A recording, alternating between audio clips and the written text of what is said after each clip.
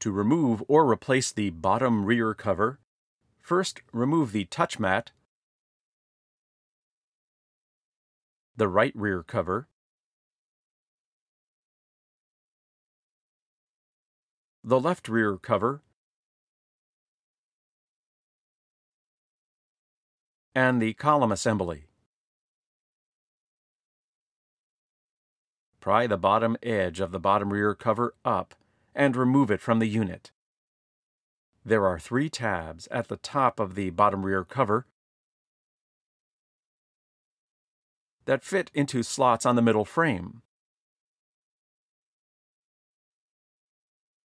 There are also 3 hooked tabs at the bottom of the bottom rear cover that snap under small ridges on the back inner rim of the front bezel. To replace the bottom rear cover, first insert the top tabs of the cover into their slots. Press the bottom of the cover down until the bottom hooked tabs snap into place.